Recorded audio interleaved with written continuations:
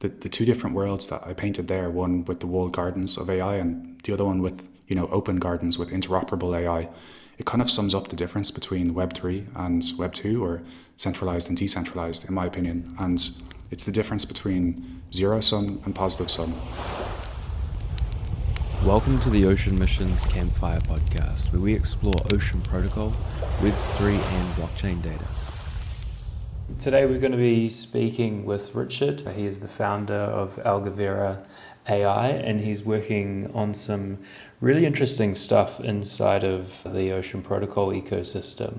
And it really kind of speaks to some of the core functionality of what Ocean does, which is really, really awesome. And there's definitely some interesting use cases that can be explored around this model. I was wondering if you could introduce yourself, Richard, and maybe just tell us a little bit about this concept of distributed AI for people who are most likely hearing this for the first time. Okay, great. Yeah. First of all, thanks for having me on. It's a pleasure to be here. So I'm Richard. I'm the co-founder of Algovera. Yeah, so I guess in my background way back is in mechanical engineering. So I did a PhD in mechanical engineering in fluid dynamics and heat transfer. So for those that don't know, that's studying how fluids like water move and also how heat moves. And so I did a lot of visualization, experimental techniques, and lots of, mathematical modeling and stuff like that. And that kind of enabled me to move into the field of machine learning towards the end of my PhD.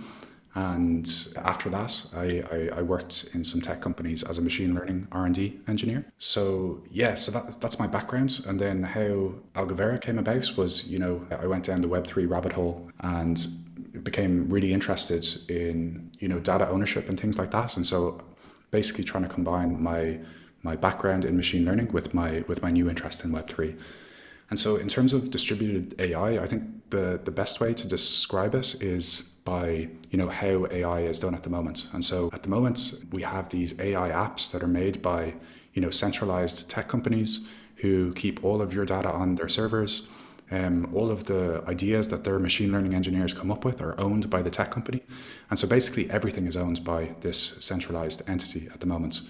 And so the other side of it is that developing AI is quite a complex process, even compared to traditional software development, because you have a lot more stakeholders involved in the process. So stakeholders that you wouldn't have in traditional software development, for example, would be, a domain expert. So maybe someone who is, an orthopedic surgeon who knows the data really well, and they need to work with, the data scientists and other members of the team. And so basically, if we want to, decentralize AI or create distributed AI, we need to, decentralize lots of parts of the stack. And so one of those is, having data ownership, and that's what Ocean enables. But there's also other things that we need to develop distributed AI, like, for example, empowering data science teams to work for themselves and keep ownership of what they create instead of giving it to the centralized tech company. And so I guess we're trying to take lots of different components in the decentralized world, like, for example, the decentralized marketplace of Ocean, maybe some decentralized storage like Filecoin, decentralized compute, and then decentralized coordination tools like DAOs. So how can we coordinate without the tech company? So we kind of consider the tech company like the middleman, and now we think with Web3, we have the coordination tools to potentially coordinate without this middleman tech company. Yeah, it's really, really fascinating, the layers to the existing AI model and then how it can almost be re-architected organizationally and operationally. And in a post-COVID world where more and more people are working online, one can only imagine how, more likely it is that people will begin to coordinate and collaborate online to solve some of these more complex problems. I've always sort of had this sort of, it's not necessarily a saying, but a kind of just a thought experiment to challenge people. And when they think about how we currently set ourselves up, where traditionally if you have an office in a city, then by default you're kind of limited to working with the people who live within, however many half an hour drive from that office or whatever. But that is a really random filtering criteria for when it comes to solving more complex problems. And if you can have the best people, in the domain working together to solve some of these problems, irrespective of where they are around the world, then presumably we can have a lot more effective teams and solve, much more complicated problems. I can imagine that this kind of concept of people working around the world and collaborating on AI projects, I suppose just to begin with, AI for a lot of people is scary. Probably not for many people that will be listening to this, that's for sure. But for those who maybe are a little bit, they're not quite sure about this kind of idea of distributed AI, what would you sort of say to them? And how do you think something like this could or maybe should potentially, is it being regulated, or how do we make sure that these kind of tools, or what can we do to try and ensure that these tools and methods are kind of used to solve some of our more desirable problems than maybe ones that are going to lead to worse outcomes for us generally or specific groups of people? Yeah, sure. So I guess this is one of the reasons that I came down this direction, was because I didn't like what was happening in the centralized AI world. And so I guess, yeah, AI can be scary, whether it's centralized or decentralized. And then maybe there's different concerns with centralized AI versus decentralized AI.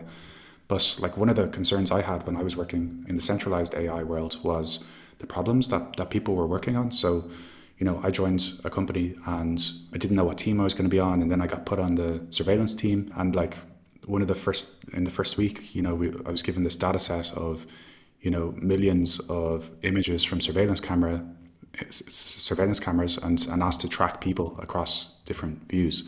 So this was quite a scary prospect for me, and I was looking around at the team thinking, is this okay? And, I had discussions with the team, and no one felt that comfortable with us, but for some reason people still work on it and compartmentalize it and things like that. And I think that happens with a lot of people in the world. I think people are generally well-meaning, but it can work on things that aren't necessarily that good for the world, and that includes things like surveillance, or clicking on ads, or attention engineering, like all of the stuff that we've seen in Netflix documentaries and things like that. And so one of the things that I like about decentralized AI, and one of the things we're trying to do with Algovera, is empower people to work on the projects that they want to work on, rather than projects that they're given top down. And our hypothesis is that by giving people the power to choose what they work on, we think they'll work on things that are better for humanity. All of these massive problems that we have with respect to climate, doing machine learning for climate, machine learning for democratized finance, machine learning models to help developing economies and things like that. And so that's one of the aspects that I like about decentralized AI, but and also the fact that what's built isn't owned by a centralized entity. So by all of these machine learning engineers that are working in tech companies and also for universities, they take ownership of all of the ideas that are created. And that means that a single or a few entities are in charge of, all of these machine learning and AI innovations. And so I think that's also a dangerous aspect of centralized AI. Of course, there's dangerous aspects of decentralized AI as well. And actually, I've been doing a lot of research into this through people like Daniel Schmattenberger. So there's a really good Joe Rogan podcast on the dangers of decentralized tech. And that isn't just things like AI, but, also like CRISPR technology and stuff like that. And, tech is growing so rapidly that we almost have the power of gods in the hands of, lots of people. So now I can create a language model that mimics a human, and I can do that really easily, and everyone can do it. So having decentralized tech in the hands of everyone introduces a lot of dangers, not just in AI. But I think there's lots of things that we can do to help this. For example, the blockchain is a massive one, in my opinion. The fact that you can track provenance of what happens in AI development. And so, for example, I kind of think of it as this shared operating system for AI, where, every action that happens in AI, like training a model, using a data set, is all tracked on the blockchain. And that doesn't happen at the moment. And so what happens is that licenses get broken. Someone might put up some code for non-commercial use on GitHub, but those licenses get broken all the time, and I've seen it in the companies that I work for.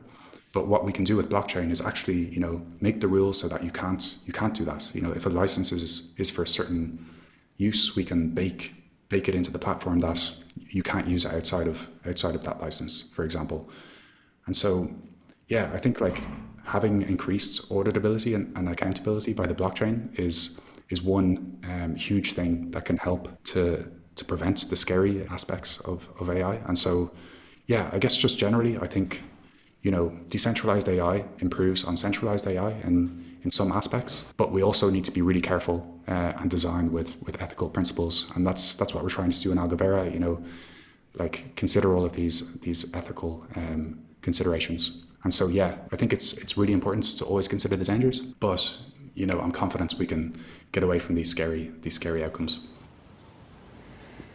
Yeah, and I'm glad that the Daniel Schmachtenberger's name came up. He's a very interesting guy with a lot of very, very fascinating sort of points of view and thinking around a lot of this stuff. So I will actually add a link to that into the show notes as well. So if people want to dive deeper into that they can. And like a lot of these things, I mean, we are dealing with many, many complex adaptive systems, and so there is second, third and fourth order consequences that are hard to predict. But one thing we do know is that they're coming in thick and fast, and I'm not sure that currently we are adequately set up to kind of navigate them, but that is probably a topic for an entirely different episode. So you've also been building a community around this through the Ocean DAO called Algovera. Can you maybe just tell us a little bit about what's been happening inside this community? How long have you guys been doing it for? And what's going on? Yeah, sure. So like when I first found Ocean as a data scientist, I tried to find other data scientists in the community, and also tools for doing data science in Ocean.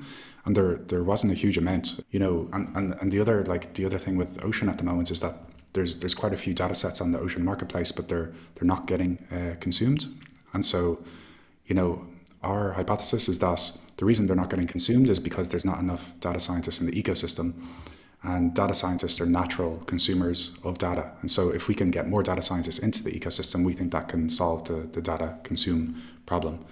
And so, yeah, basically we're just building what I looked for when I first found Ocean. So for example, we started off by running these weekly hacking sessions where we just started coding on data science problems, like live on Zoom, and figured it out with everyone else there, and then put the recordings up on YouTube.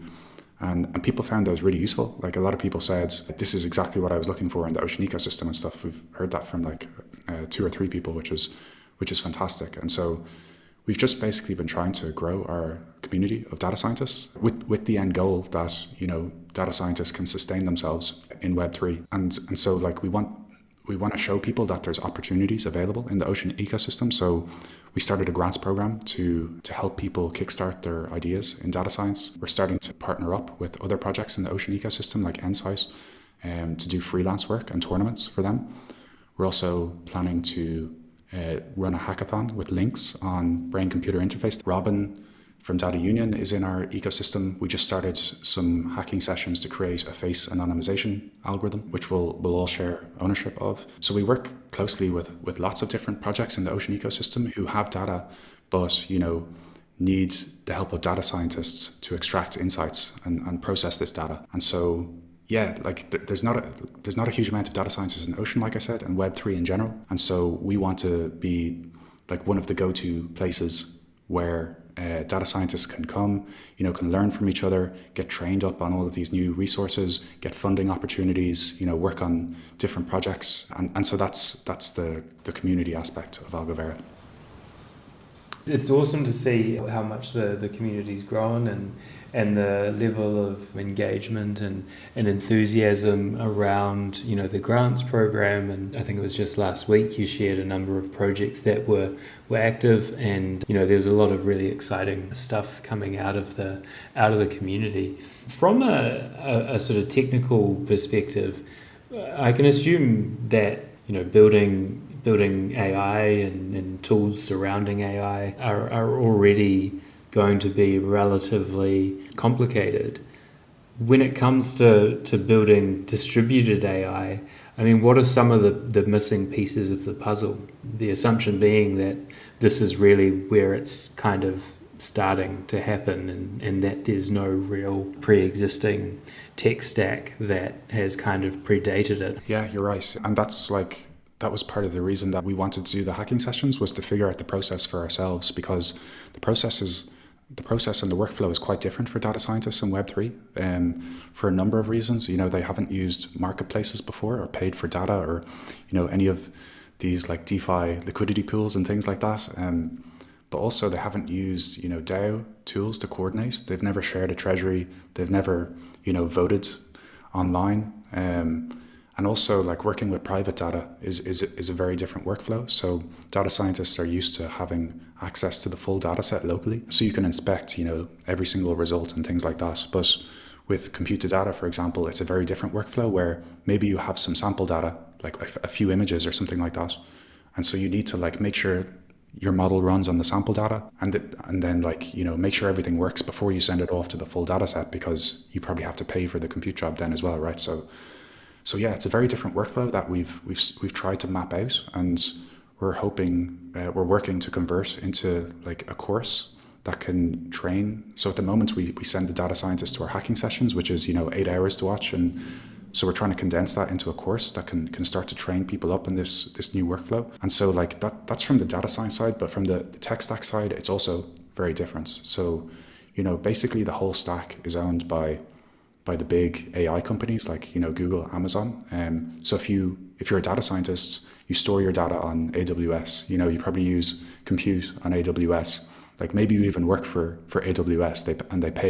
They pay your salary and keep ownership of everything that you create. And so basically the whole stack is run by the big tech companies at the moment. And so decentralizing that is a massive problem, and we've basically been trying to do it one step at a time, right? So, like I said, the decentralized marketplace is one component of the decentralized AI tech stack, and so we've been building almost exclusively in Ocean so far. So we have a good idea of how that works, but now we're starting to play around with decentralized storage. So there's no good decentralized storage solutions for data scientists at the moment. For example, data scientists use Python pretty much exclusively, and there's no Python API for people to use, Filecoin or IPFS easily. There's no easy way for data scientists to use decentralized compute providers as an alternative to AWS, for example. And there's also no good way for data scientists to coordinate through a DAO framework. So that's another thing we've been building, is this DAO framework that's made especially for data scientists. So some of you might have heard of DAO House or Aragon or Gnosis even. These are all DAO frameworks that allow people to coordinate together and take the actions that they need to take to coordinate with decentralized teams. Like with Gnosis, for example, share a treasury. But there's lots of actions that data scientists need to take that aren't currently possible. For example, you can't publish an asset on the Ocean marketplace through a DAO. So that's what these are some of the first smart contracts that we want to write, is, maybe a layer on top of Gnosis or a layer on top of Aragon that allows a group of people to publish and share ownership of a data set or algorithm on Ocean, for example. And so, yeah, I think how I would sum up Algovera so far is that, and we've been going for about 6 months, we've basically been focusing on the community more so up until maybe 2 months ago, and mapping out the problem for what does the stack look like, because it's such a hard problem. And in the last 2 months or so, we've really just started building, focusing on building. And so, we're starting to build our Algovera model library. We hope to build a data set library. We're building apps on Hugging Face Spaces. We're starting to build our DAO framework for data scientists. We're starting to build libraries for decentralized storage for data scientists. We're playing around with decentralized compute for data scientists. And so all of these are like libraries that just make it easier for each aspect of the problem. And in future, that's hopefully going to come together into one giant data set platform that has a bunch of tools, libraries, and gives you everything that you need as a data scientist in Web3 to easily build and monetize what you create. Yes, I mean, you basically, if you sum all that up, you're laying the rails for decentralized AI, aren't you, really? Hopefully. It's a big, yeah, like what's crazy is that, there's not, the decentralized AI space is really, really small. I think we're just so early. And I think at some point it's going to get more interest, which is great because, we want to work in an ecosystem of decentralized AI projects. We can't do it all by ourselves. And like, this is one of the aspects of our grants program, for example. We would love the grants that we fund to spin out of Algovera and start their own projects in the decentralized AI space. Like, this is already like starting to happen for some, Fell Token, who came to Ocean, for example, joined our community. And then that was actually before our grants, but we pushed them in the direction of Ocean and encouraged them to like build out their decentralized federated learning solution. And so we're hoping that can happen more, and especially through our grants program, we can kickstart projects. They can, maybe move on to bigger funding from like Ocean or elsewhere in the ecosystem. And we can really just start to build this ecosystem of projects all working together to solve this problem of decentralized AI. What are some of the, if any, pushbacks that you've had from people who, maybe fit the profile on paper as being someone who may be interested in Algovera and this decentralized AI concept, but for whatever reason weren't interested? Yeah, so like we've got a lot of pushback from data scientists in Web 2, honestly. That's probably the biggest, is that people are just really skeptical. And what are they pushing back against? Yeah, so they've pushed back. I think they're just really skeptical of crypto in general, but they also, I don't think they see the issues with centralized AI yet. I think that's the main thing. It's only very recently that the big tech companies have the attitude has started to change towards them. And I think the attitude for machine learning engineers and data scientists is going to be later to change than that, because like, bear in mind, we've all worked for these tech companies who look after you really well, and give you access to amazing resources, massive data sets.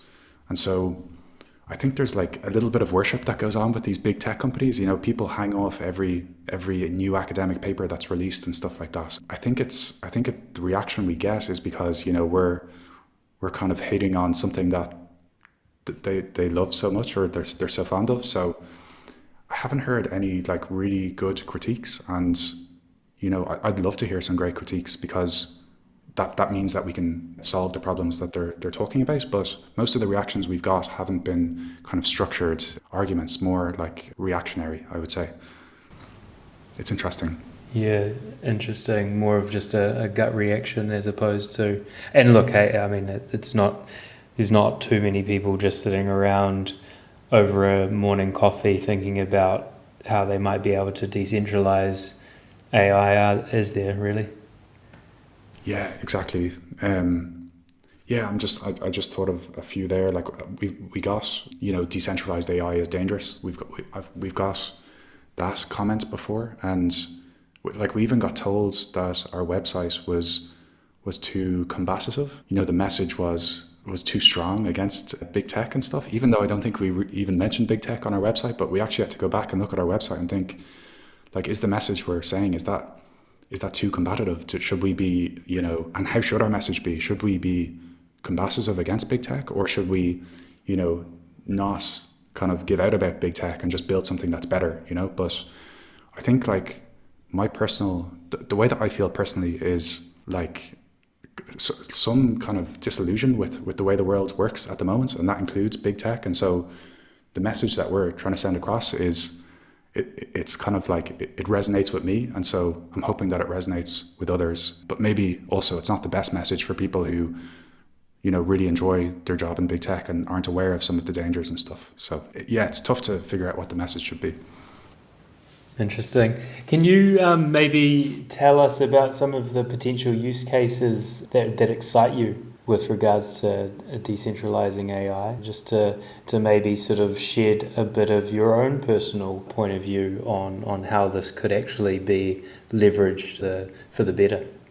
Yeah, for sure. And this actually, I've used these new use cases as people have been skeptical about Algovera when they see the website, but when I talk about all of the potential use cases of AI, decentralized AI, distributed AI, is they get really excited about it. And I honestly think that it could open up a whole new paradigm in AI. Like, just to give you a couple, one of them, for example, and this ties in with what Data Union are doing, but how AI works at the moment. If you want to develop a new algorithm, you collect a data set. So that could be, in-house or across different branches of your organization. You send that to a company like Amazon Mechanical Turk, who get these humans to label this data for you. And then maybe you use that data and you train a model. And then maybe the model isn't good enough, so maybe you need to go back to Amazon Mechanical Turk and get some more data labeled. And this process has always been really manual and time consuming. But with this distributed network, this decentralized network of Web3, we now have the ability and the incentive system to crowdsource data from anywhere in the world. So for example, rather than going to Amazon Mechanical Turk, we could be constantly monitoring which new data that we need, and then paying people to supply that data, almost in real time. And so that means that, another issue with the way that it's done at the moment is that, as I mentioned, when the company collects the data set in-house, that's not representative of the real world, right? So what you see is that after you develop the algorithm on your in-house data, it works well. And then when you deploy it in the real world, you see this performance drop. And this is well known in AI. And so the way that we can do it by crowdsourcing in real time, using Web3, that means that we're crowdsourcing from data that represents the real world. And so we won't see this deployment issue that we see in traditional AI. So that's kind of a complicated message, but if you can kind of imagine these dynamic AI systems that are constantly improving their models and constantly crowdsourcing the data that it takes to improve them, that's a use case that has never been possible before with that kind of time frame. Yeah, and the alternative is, we'll put it this way, assuming that AI is going to continue advancing, which at the moment looks like a fairly safe assumption. The alternative to what you're describing is that it just becomes a battle of the centralized model. And if we kind of round back to the beginning of the conversation where you were asked to start tracking people around through surveillance videos or images or whatever it was, I mean, these are kind of, these things are happening, and there's sort of two vastly different structural models in which they can be built upon. And it looks like, well, we know that the centralized one is already up and running, and it looks like the decentralized alternative may be coming up soon to sort of chase it. Yeah, exactly. And just what you said there made me think of something which ties back to Daniel Schmattenberger that we talked about, and the two different worlds that I painted there, one with the walled gardens of AI and the other one with, open gardens with interoperable AI. It kind of sums up the difference between Web3 and Web2, or centralized and decentralized, in my opinion. And it's the difference between zero sum and positive sum. And so in the Web2 world, we have these walled gardens with zero sum, where everyone is trying to take, services from the other person. And another example of zero sum are the war games that we play, where this military industrial complex where everyone tries to build the biggest army because they're playing zero sum games, right? And that's just going to lead to our destruction somehow, whether it's through AI or, climate or something else. But if we can start to play positive sum games where the mindset is, we work with each other and all ships will rise. It's not me taking some service from you. It's, both of us improving our services and both of us benefiting. I think if we live in that world, we're much less likely to end up in one of these scary outcomes that we talked about. Yeah, there's an interesting summary that he paints where he says win-lose is ultimately lose-lose, because at a certain scale, someone's winning over someone's losing equals mutually assured destruction for all. And I mean, we've had atom bombs for not very long relative to human history, and sure, there may not have been world wars as such since then, but there's sort of been many proxies. But ultimately, there is no winner to that game. That is lose-lose. So if you can have win-win embedded at the root, then surely that is a, as you say, positive sum game to be playing.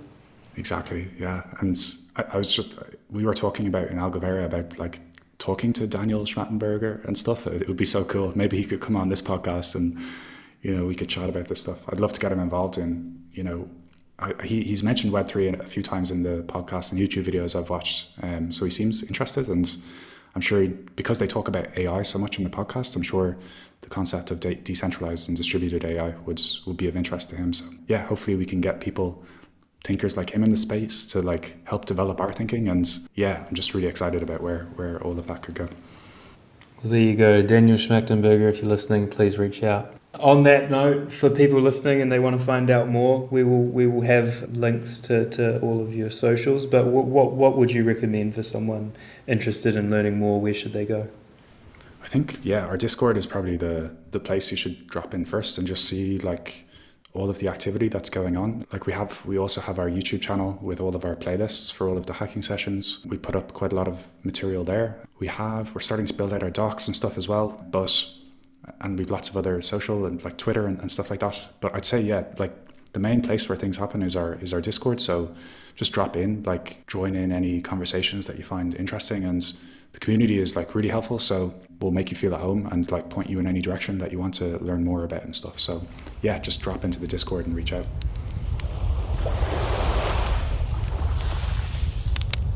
Thanks for listening to the Ocean Missions Campfire podcast. If you'd like to get started with on-chain data analysis, head over to oceanmissions.com and check out the work that we're doing there. If you enjoyed this episode, please feel free to like and subscribe, and also feel free to share a review. It helps with the podcast getting found so that other people can listen to it too. Thanks so much for your time, and we look forward to seeing you again.